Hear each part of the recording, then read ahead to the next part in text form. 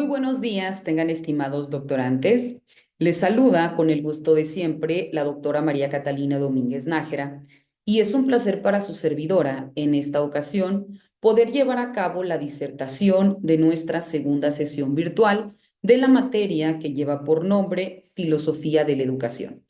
Y en esta sesión vamos a dar continuidad a los temas que de manera genérica veníamos abordando en la clase pasada, que como ustedes recordarán, hablábamos propiamente de la filosofía educativa.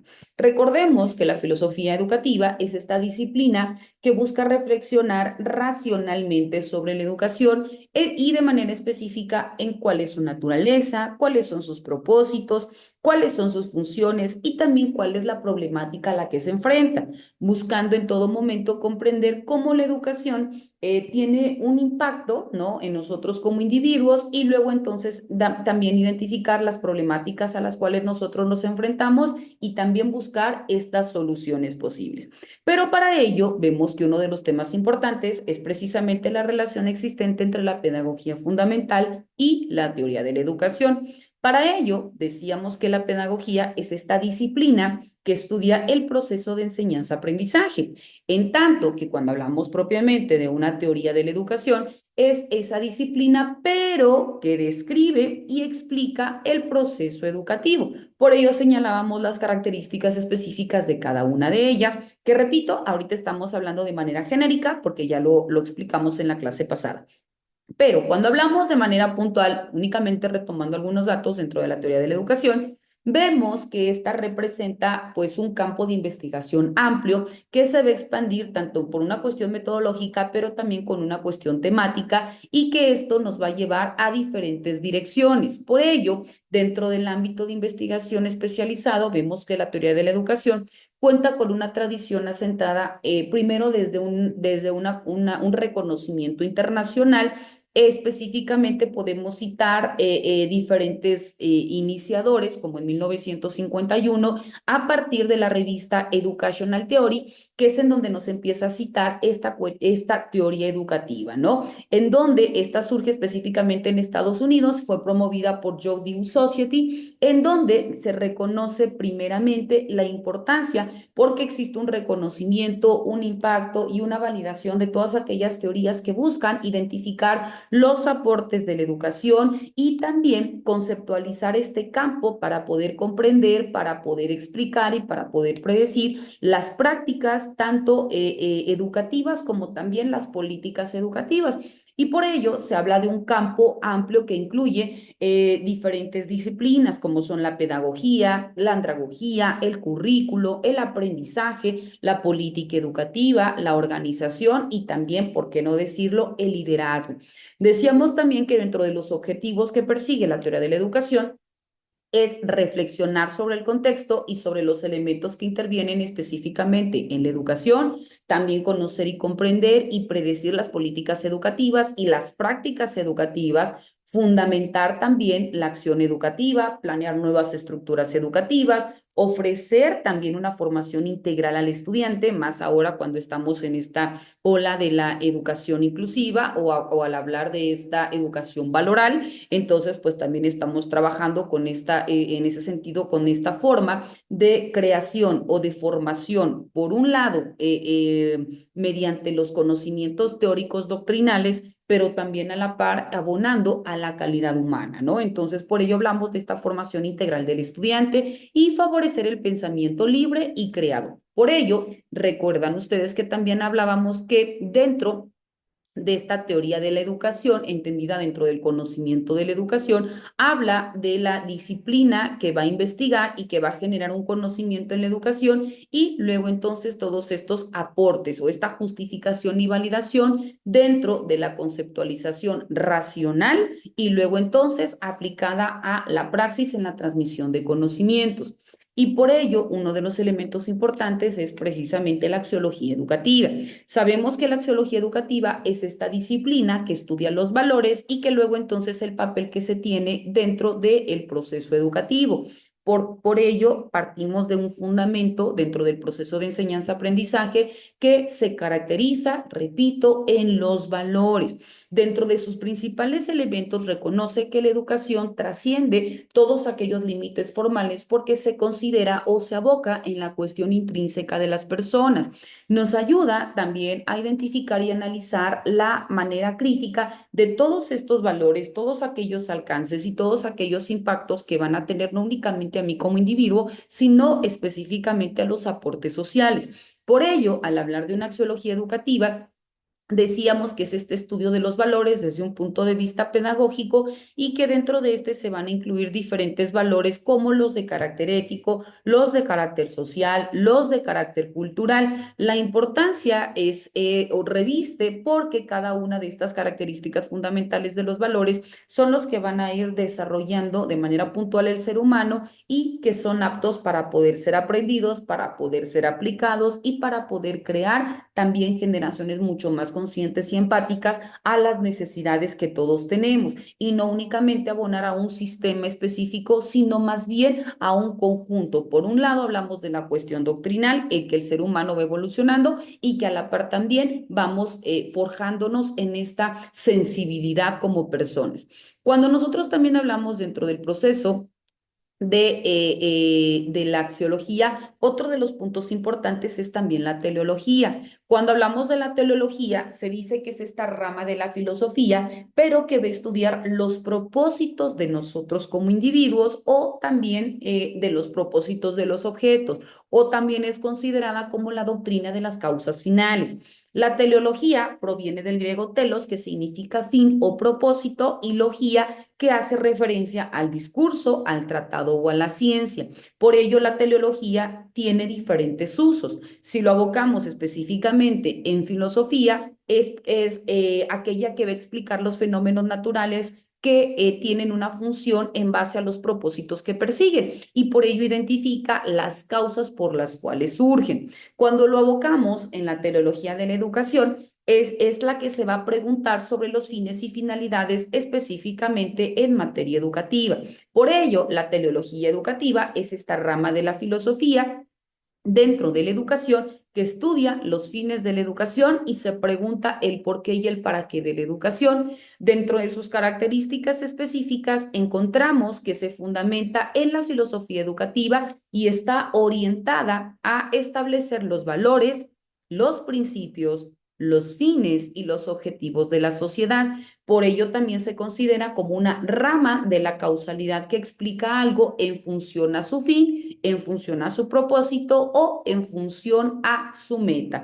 Cuando hablamos dentro de esta relación entre la teleología y la axiología y luego entonces la educación, vemos que la teleología, como comentamos, estudia el fin o las causas finales.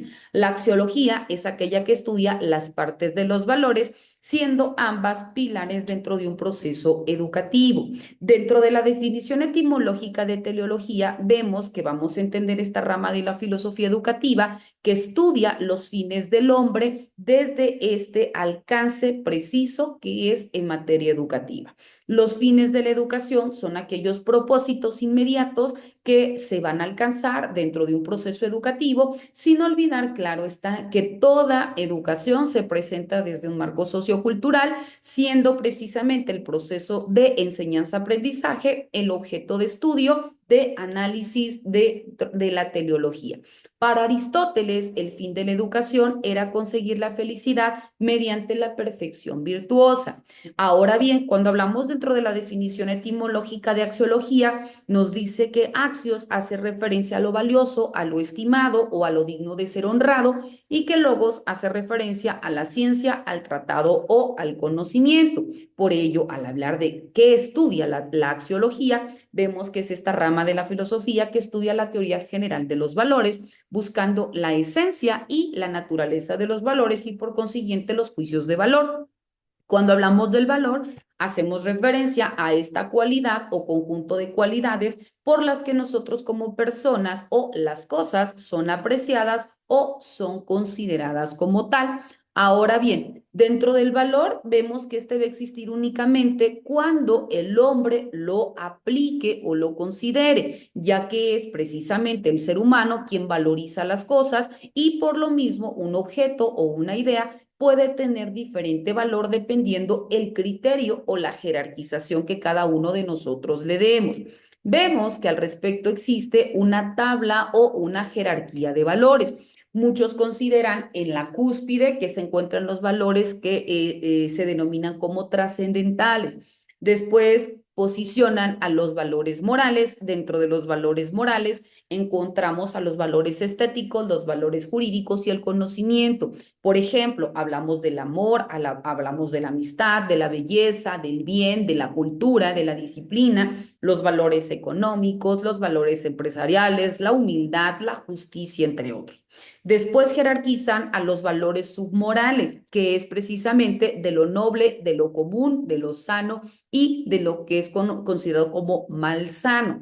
Dentro de estos encontramos a los lúdicos, a los políticos, al respeto, a la sinceridad, a los valores que son considerados como sociales, la solidaridad, los técnicos, los de unidad, la verdad, entre otros. Y por último, se posicionan a los valores biológicos, que son los no racionales, dentro de los cuales podemos encontrar aquellos que generan placer o aquellos que generan dolor.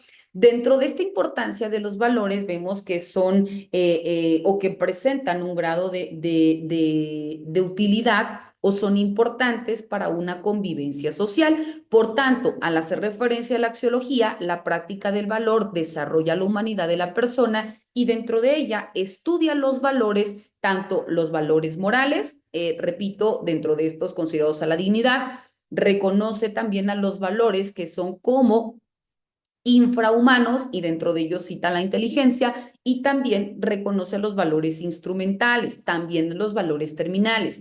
Por lo que hace específicamente a este rubro, bueno, vemos que son importantes porque, repito, dentro de esta consideración nos está jerarquizando, nos está ubicando, pero también nos está posicionando la importancia o la jerarquía de los valores. Ahora, cuando nosotros hablamos dentro de los fines y objetivos, que este va a perseguir, nos dice que los principios, los fines y los objetivos ayudan a precisar qué valores deben cultivarse dentro de cada comunidad y que estos también son los que se deben desarrollar dentro del proceso formativo de las personas, porque educar no únicamente es transmitir un conocimiento formativo a través de una currícula, sino educar es también el proceso de cómo nosotros vamos generando mejores o creando mejores seres humanos. Entonces, estos fines o estos valores son o van de la mano específicamente en cuanto a la teleología y la axiología educativa porque ayudan a crear personas buenas socialmente hablando y también académicamente hablando. Ahora, vamos a identificar la filosofía de la educación, pero en la edad antigua. Cuando hablamos de la filosofía de la educación en la edad antigua, vemos que se centra en la formación de ciudadanos virtuosos y de ciudadanos éticos y por tanto es la importancia de prepararlos para una vida social. Dentro de los filósofos más importantes o influyentes de la época se encuentran Sócrates y Platón. Sócrates, ahorita vamos a hablar de manera genérica y luego ya vamos a precisar la importancia, las obras y las características de cada uno de ellos en materia educativa. Sócrates nos dice que fue quien desarrolló el método socrático basado en el diálogo y la pregunta constante. Sócrates creía que la educación se basaba en el razonamiento crítico, en la autorreflexión y también en el desarrollo de carácter moral. Aplicó el método de la mayéutica, que consistía en hacer preguntas a una persona hasta que descubriera por sí misma todos aquellos conceptos. Por su parte, Platón propuso un sistema educativo conocido como la República que formaba a los individuos en base a virtudes. Afirmaba que conocer era reconocer y luego entonces recordar. De igual manera, Platón consideraba que los objetos verdaderos se basaban en ideas perfectas y por tanto se nos olvidan que estas ideas se nos olvidan al nacer y por eso hay que reconocer los objetos a través de la copia material, es decir, a partir de lo que nosotros pudiéramos estar viviendo o conociendo de manera inmediata. Dentro de la historia de la filosofía de la educación, nosotros podemos reconocer que la filosofía educativa es esta disciplina relativamente moderna que estudia el fenómeno educativo y las teorías sobre él, ¿verdad? Desde una perspectiva racional, con el afán de poder generar una explicación sobre la educación humana y sobre la pedagogía en su enseñanza. De igual manera, se dice que está orientada a generar una guía teórica necesaria para poder encauzar el rumbo dentro de un proceso de enseñanza-aprendizaje. La filosofía en el antiguo mundo vemos que tiene su origen remoto, es precisamente en lo que ya comentábamos en la intervención de filósofos como Platón y Aristóteles, que hablaron continuamente de la educación humana y del modo ideal, ¿verdad?, en que debería ser formado el niño para poder formar parte de una vida social. Platón creía en la existencia del mundo de la idea y decía que la única y mejor forma de poder pertenecer a él era por medio de la educación. Por tanto, el papel del educador residía en promover en el educando un proceso de interiorización y reconocía que el fin de la educación era formar hombres plenos y hombres virtuosos, pero se adelantaba al percibir a la educación en base a elementos interrelacionados como el individuo y la sociedad o ciudadano y luego entonces la polis. Aristóteles indicaba cómo o reconocía cómo él surge propiamente dentro de cómo el ser humano surge también un sistema de evolución. El sistema de evolución nace porque Aristóteles empieza a considerar que todas las cosas se encuentran en un constante cambio y que luego entonces obedecen a determinados ritmos y por tanto todo cambio debe ser ordenado, sistematizado, ¿verdad? Para que luego entonces se considere como un cambio gradual.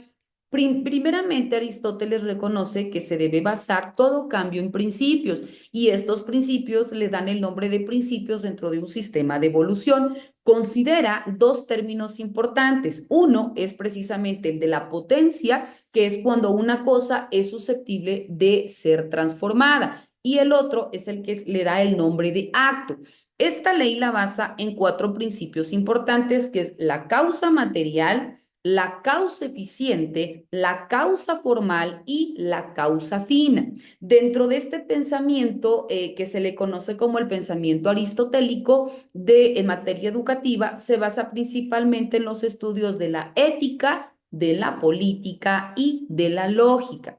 Ahora bien, cuando hablamos específicamente de Platón y la educación, vemos que Platón consideraba que la educación era un proceso de transformación y que esto se debería considerar primeramente en el interior para preparar a las personas para la virtud y la justicia. También creía que la educación era un hecho político que debía estar al servicio del Estado. Dentro de los objetivos de la educación platónica, era, como comentamos, preparar a las personas para ser buenos ciudadanos, desarrollar también las potencialidades de las personas, conocernos a nosotros mismos, tomar conciencia de otra realidad más plena y formar parte de un estado ideal. También vemos que la educación platónica presenta características específicas en las cuales reconoce que no se debe guiar a las personas por el camino más pronto o inmediato, sino más bien se deben guiar en base a un camino de reflexión, de identificar si esto que estoy realizando es correcto o no, y luego entonces reencauzar mis actos. También nos indica que no se debe obligar a nadie a aprender, ya que esto debe ser algo que surja de ti mismo para que luego entonces lo realices de manera positiva. Se debe también mostrar el camino que cada persona debe de generar para poder pensar por sí misma, es decir, razonar y luego entonces actuar. Se debe dar importancia a la educación física y se debe promover la igualdad de género. La academia platónica nos indica que dentro de ella los estudiantes reconocían primeramente la importancia en materia de filosofía, de matemáticas, de astronomía y de política. Por ello, Aristóteles fue uno de los alumnos más famosos reconocidos dentro de la académica platónica. Otro de los elementos también importantes dentro de las características del pensamiento platónico en materia educativa era, como hemos comentado, preparar a las personas desde la infancia para la virtud y la justicia. También permitir que las personas tomaran conciencia de una realidad mucho más plena, desarrollar las potencialidades de las personas, crear ideas o formas de las cosas, desarrollar también una formación integral de las personas y desarrollar la colocagatia, que era el ideal de la educación ateniense. Platón consideraba que la educación era un proceso de transformación interior que iba desde la realidad sensible hasta la inteligible, en donde la enseñanza se dirigía a la forma o a la idea originaria del alma. Platón también consideraba que la educación tenía fines políticos y que por tanto permitía a las personas organizar la vida social de modo que la ciudad fuera justa y que tuviera también a miembros dichosos y miembros justos. Platón también consideraba que el método ideal para poder alcanzar la ciencia más alta era la dialéctica, ¿verdad? Que era una visión de un conjunto de la naturaleza, pero también de todo lo real. Platón también consideraba que el hombre es su propia alma y que el cuerpo es la cárcel en la que éste se encuentra encerrada. Ahora bien, dentro de las obras de Platón encontrábamos que Platón abordó la educación en varias obras. Dentro de ellas se encuentra La República, Fedro, Menón y a través de su famosa alegoría de la caverna, ¿no? Dentro de esta nos adecúan que la República, en esta obra Platón desarrolla la filosofía política de un estado ideal. Dentro de Menón, en esta obra, Platón aborda la enseñanza de la virtud y el conocimiento como reminiscencia.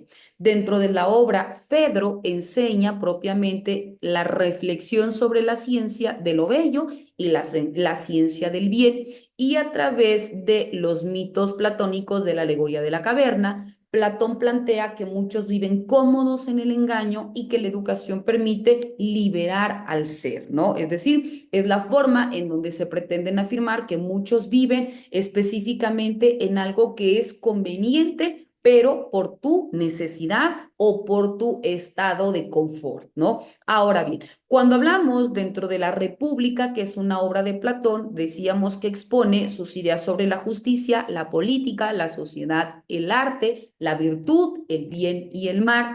Es un diálogo que se da entre Sócrates y otros personajes y se reflexiona sobre qué es justicia y cómo se expresa dentro del hombre. También reconoce y justifica la organización estatal, las responsabilidades que tenemos como individuos y la obligatoriedad de las leyes. Demuestra también la necesidad moral de regir toda conducta que se considere como justa y propone un modelo para un nuevo comienzo. Es una de las obras más conocidas e influyentes de Platón y está compuesta por 10 libros. Se cree que la guerra de Peloponeso y la inestabilidad política que trajo consigo en Atenas motivaron a Platón a desarrollar su propia teoría de un Estado. El personaje principal es Sócrates, que fue el maestro de Platón, quien dialoga sobre estos temas con diferentes personalidades, ¿verdad? Después encontramos la participación que tuvo Aristóteles dentro de la educación, que nos indica que Aristóteles consideraba que la educación era un proceso natural y moral que debía preparar a los jóvenes para que asumieran posiciones de liderazgo dentro de una colectividad. Para Aristóteles, la educación era el carácter fundamental y luego entonces a partir de esta se lograba la relación del individuo con las demás personas. Dentro de las características de la educación aristotélica, se indica que la educación era un proceso de perfeccionamiento que duraba toda la vida, ¿no? La educación también era de carácter moral por lo que hacía referencia a que el individuo era un ser humano pleno. La educación también se basaba en la experimentación y en el análisis del razonamiento deductivo. El objetivo era despertar la inteligencia de los jóvenes para que después se convirtieran en buenos ciudadanos. También hacía referencia a que la educación se centraba en la formación de virtudes como por ejemplo el respeto, la convivencia, el esfuerzo, la equidad o también la tolerancia. Dentro de la enseñanza que nos deja Aristóteles era que impartía clases en liceo donde se enseñaba una amplia gama de materias, incluyendo la biología e historia. Los alumnos de Aristóteles llegaron a ser conocidos como peripatéticos. Nos indica también que Aristóteles compuso escritos para poder enseñar llamados acromáticos que estaban destinados a ser dicha voz, ¿no? A hacer una réplica de lo que él establecía. Dentro de las conceptualizaciones de Aristóteles, este consideraba que la educación debía formar virtudes, desarrollar el pensamiento crítico, adaptarse a las necesidades de cada estudiante y su enfoque central era a crear individuos o a formar individuos íntegros a la sociedad. Hacía énfasis en la ética y la razón, siguiendo también aportes relevantes que hasta nuestros días prevalecen. Aristóteles se dice que fue un filósofo y científico griego, considerando a Platón y a Sócrates como uno de los pensadores más grandes de la antigua filosofía griega y posiblemente el más influyente de la filosofía occidental. Para el año 355, funda su propia escuela llamada Liceo, donde dictaba clases sobre amplios temas, como ya hemos dicho, y generaban dos cursos que se impartían en Liceo, uno en la mañana para los alumnos más avanzados y otro en la tarde para los que estaban recién formándose. Dentro del pensamiento educativo de Aristóteles se basaba principalmente en cuestiones éticas, en cuestiones políticas y en cuestiones lógicas. El principal objetivo de la educación para Aristóteles era formar buenos ciudadanos y propiciar la adaptación de la educación a cada uno de los regímenes. Un punto básico específicamente dentro de señalado por Aristóteles era que la educación nunca terminaba. Por ello, se entendía como un proceso de perfeccionamiento y este proceso, como hemos comentado, nunca culminaba. La educación duraba tanto como duraba la vida misma del hombre. Aristóteles diferenciaba 5 etapas dentro del pensamiento educativo. La primera era en la infancia, que era en el periodo en el que se consolidaban los hábitos y en el que se habían de formar el estudio de movimientos corporales. El segundo, que era hasta los 5 años y que en ese periodo era importante el desarrollo de habilidades físicas y juegos. El tercer periodo, que era de los 5 a los 7 años, donde se constituía una etapa de prolongación a la anterior. Después viene el cuarto periodo, que era de los 7 años a la pubertad, el cual abarcaba el periodo de educación pública a cargo del Estado. Y el quinto era de la pubertad hasta los 21 años, destacado como disciplinas básicas que deberían ser impartidas, como por ejemplo la lectura, la música y el dibujo. Y estos servirían al alumno en su preparación para ser un buen ciudadano durante el resto de su vida. Dentro de este apartado, bueno, vemos cómo la importancia del papel que juega Aristóteles, pues ha sido vital a lo largo de los años. Desarrolló también la ética nicomaquea o conocida como ética nicomaquia, ¿verdad? Dentro de esta ética nos indica que es el nombre que se le da a la obra más conocida de Aristóteles sobre ética, escrita específicamente en el siglo IV antes de Cristo, y es uno de los primeros tratados conservados sobre ética y moral de la filosofía occidental. Este escrito juega un rol importante dentro de la definición de la ética aristotélica, consistente en 10 libros originalmente pergaminos, y su entendimiento está basado en notas de sus disertaciones en Liceo. Como ya dijimos, ¿verdad?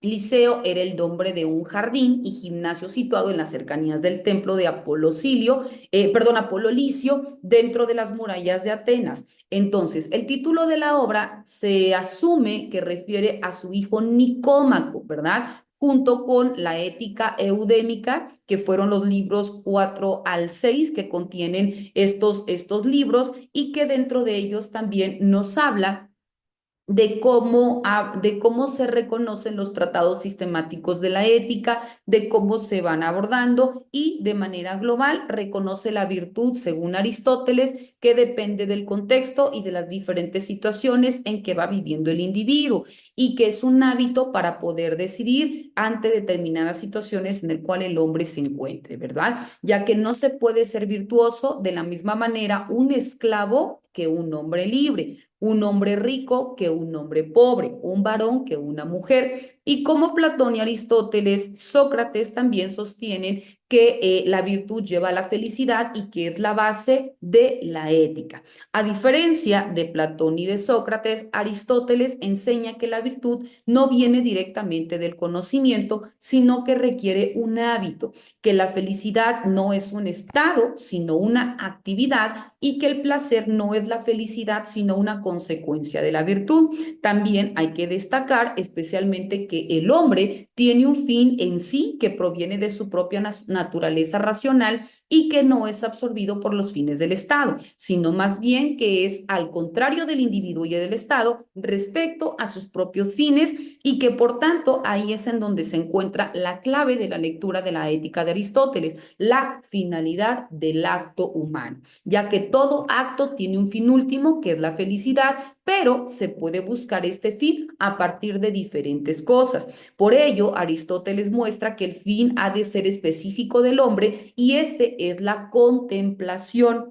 a la cual ayuda la virtud necesaria y que en ese mismo sentido es como fundamenta su ética nicomaquea.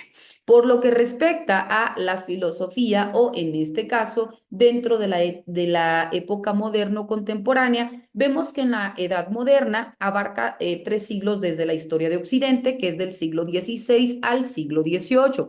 Se encuentra estrechamente vinculada o ligada al proceso de modernización de la sociedad europea. Dentro de ella, se establece una fragmentación en cuanto a la pérdida de identidad colectiva y las diversas órdenes y estamentos en los que se dividía la sociedad medieval. Durante la Edad Moderna se asiste también del desarrollo del individualismo, el cual vemos que generan una nueva forma de concebir las cosas, ¿verdad? Ya que se interesaba por conocer, pero con el objetivo de dominar el mundo y empezar a aprovechar todos aquellos recursos que se tuvieran. Dentro de la Edad Moderna comprende diferentes etapas, que es el humanismo, en donde encontramos el Renacimiento, que son las reformas religiosas, que es dentro de la cuestión barroca, y la era de la Ilustración. Cuando hablamos de la educación moderna, los humanistas fueron los primeros en darle el valor social a la educación, ya que consideraban imprescindible para poder crear a buenos ciudadanos y ahí es donde se empieza a formar la educación integral. Bajo esta nueva concepción, el hombre se empieza a definir en que la cultura debía ser un instrumento para lograr una educación total, una educación moral y una educación cívica.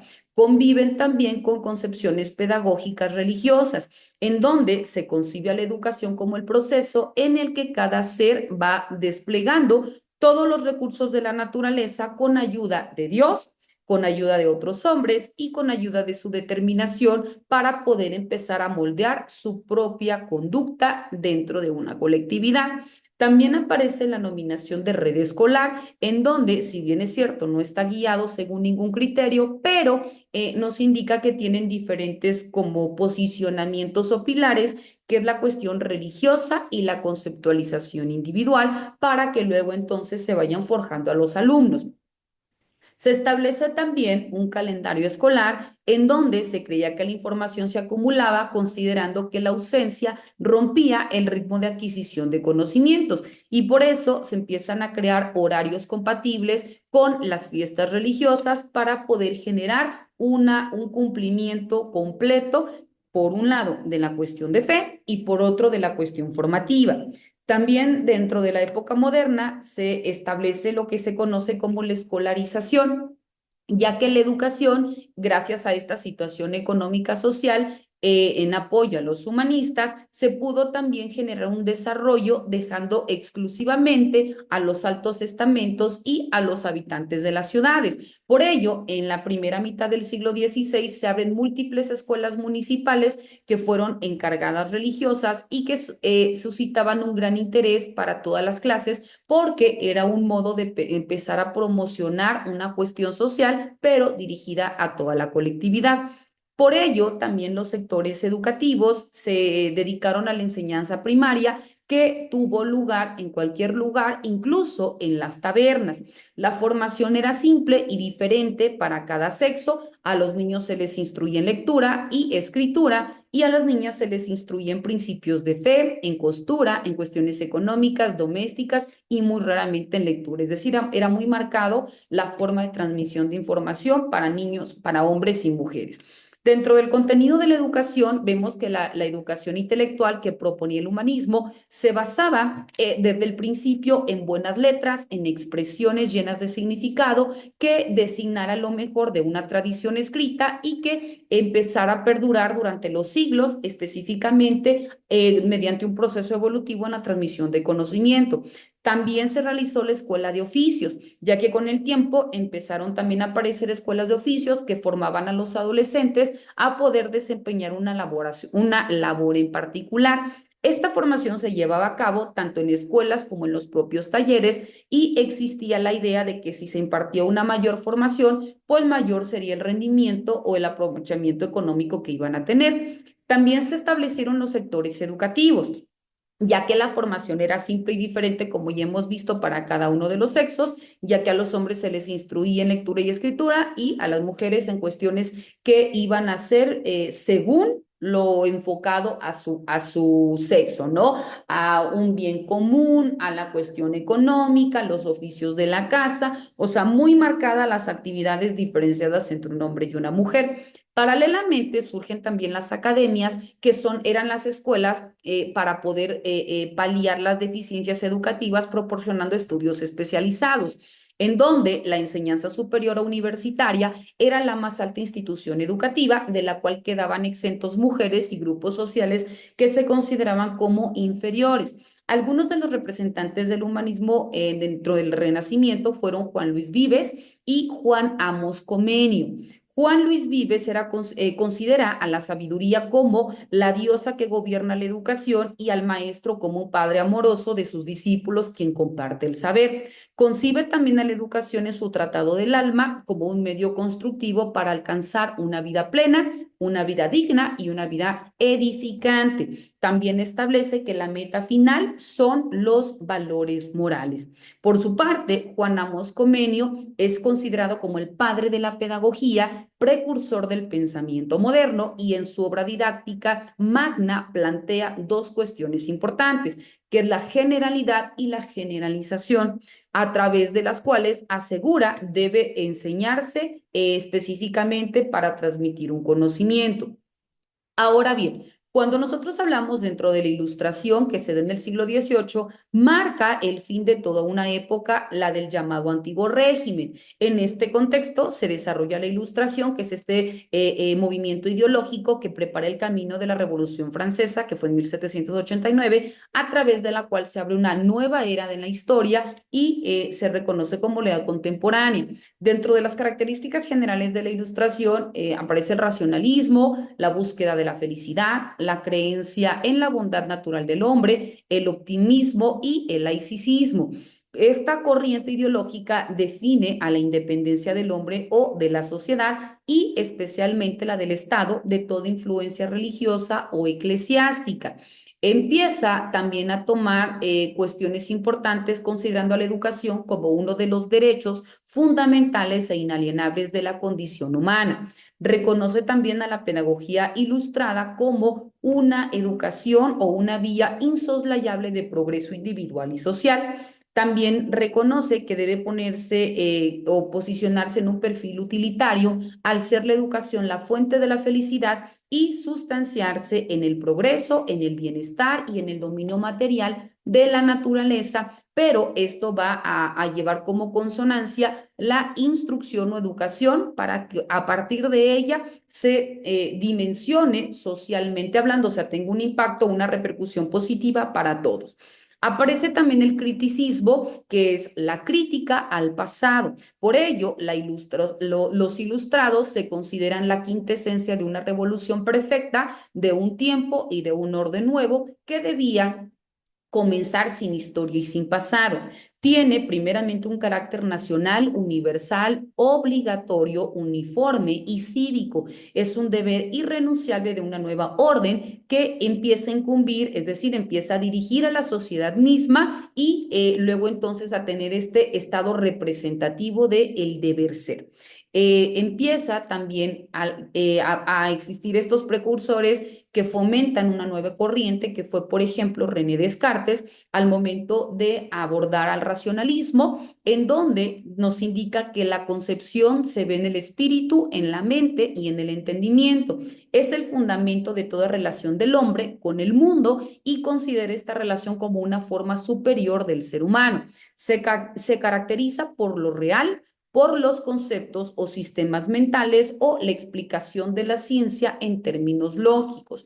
Aparece también John Locke, que alude a que el pensamiento pedagógico de Locke esté estrechamente vinculado, conectado con la filosofía y con el liberalismo político. Aboga también por una educación apta para formar un gentleman, que es decir, seres capaces y útiles a sí mismos y a su patria en un clima de libertad y específicamente de audacia e iniciativa, ¿no? Es decir, le imprime un carácter práctico a la educación. Aparece también el posicionamiento de Voltaire, en donde vemos que la filosofía de Voltaire se basa en la defensa de los derechos del hombre para poder seguir los dictados de su razón, siempre que con ello no se perturbe el orden social. Voltaire postuló que el hombre debía seguir sus propias ideas y opiniones con respecto a la religión y a la práctica misma. Después aparece el posicionamiento del filósofo Juan Jacobo Rousseau, que indica que el papel de la educación es fundamental para la formación y desarrollo educativo de los individuos, ya que hace mejores personas, más preparadas para enfrentar las demandas de la sociedad que cada vez nos va exigiendo y nos hace crecer profesionalmente, haciéndonos libres y haciéndonos autónomos. Después aparece Luis de Second, que es el barón de Montesquieu, que fue el miembro de la nobleza francesa y admirador del régimen parlamentario inglés, al cual se le consideraba como el mejor sistema político de garantizar la libertad de los hombres e impedir el abuso de los gobernados. Propone la división de poderes, es decir, que el poder del rey se dividiera en tres y se creen los nuevos estados sin la figura del rey. También aparece el posicionamiento de Immanuel Kant. Immanuel Kant, el filósofo prusiano de la Ilustración, y es el primero y más importante representativo del criticismo y precursor del idealismo alemán. Está considerado como uno de los pensadores más influyentes de la Europa moderna y de la filosofía universal. Kant parte de la afirmación de que solo el hombre puede ser educado. Los ideales de Kant manejan la absoluta confianza en la razón humana, en su independencia y en el autocontrol que puede cultivar. Nos dice que la educación debe formar al hombre para un estado mejor. Después viene la edad contemporánea, que es del siglo XVIII al siglo XX, donde reconoce que el nombre es una forma de designar un periodo histórico en donde la humanidad también experimenta una transición demográfica concluida por las sociedades más avanzadas, llamado el primer mundo, y aún en curso para la mayoría de los países subdesarrollados y los países recientemente industrializados.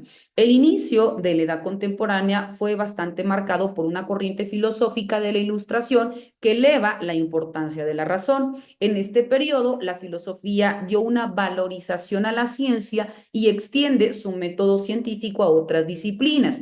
Dentro de la educación contemporánea, esta constituye un conjunto de movimientos dirigidos a perfeccionar y a dar más vida a la educación existente. A pesar de ser una realidad o producto del siglo XX, esta educación tiene sus antecedentes históricos, entre los que pueden citarse el Renacimiento y el humanismo de los siglos XV 15 y 16, que presentan sin lugar a dudas un movimiento innovador. Dentro de los principios de la edad contemporánea se encuentra la individualización, en donde indica que el aprendizaje es siempre individual. Se encuentra la actividad, ya que nos indica que la educación actual se apoya en la actividad personal del individuo. En la socialización, porque el aprendizaje se hace más eficaz si se realiza en grupo. En la intuición, porque no hay nada en el entendimiento que antes no haya pasado por los sentidos. Existen también pedagogías contemporáneas como la pedagogía cognitivista, que tiene como representantes a Jerome Brun y a Jean Piaget. Existe también la validación de las tecnologías educativas que centran en elaborar una tecnología en la instrucción y que su origen es precisamente en la enseñanza programada. Tiene específicamente como representantes a Frederick Skinner y reconoce también los principios fundamentales que lo rigen. Después aparece la teoría del aprendizaje significativo, que su fuente epistemológica es el construccionismo y que a partir de esta tiene como representantes a Jean Piaget, a David Ausubel y a John Novak. También tiene sus propios principios. Aparece también la pedagogía problemática, que es la pedagogía para el desarrollo humano como reflexión-acción, que constituye especificidades en cuanto a las relaciones sociales, cognitivas, ideológicas, valorativas y afectivas. Tiene como representantes a Max Weber y a Max Smemidoch. Existe también su fundamentación en principios y luego entonces la nueva escuela, que se desarrolla a finales del siglo XIX y alcanza su desarrollo en las primeras décadas del siglo XX, orientada a una crítica de la escuela tradicional, teniendo como principales representantes a John Dewey y a María Montessori. También tiene pensamientos, principios específicos, y con ello vemos pues que existe este proceso evolutivo dentro de las escuelas y de los procesos o las etapas que ha pasado la filosofía de la educación. Bueno, estimados doctorantes, ha sido un placer haber coincidido con cada uno de ustedes. Recordar que la sesión virtual ha sido grabada para que quienes deseen puedan validar el contenido y con ello continúe contribuyendo en su proceso de enseñanza-aprendizaje. De igual manera, recordar que se tiene hasta el próximo sábado 29 de marzo como fecha límite para que ustedes puedan cargar sus actividades en plataforma, así como también sus comentarios en el apartado de foro, que son dos, en base a los temas que se desarrollaron en cada una de las sesiones virtuales. Les deseo el mayor de los éxitos en las subsecuentes materias y si me dan la posibilidad de poder continuar contribuyendo en su proceso, será un placer. Bendiciones siempre y que tengan un excelente día. Hasta luego.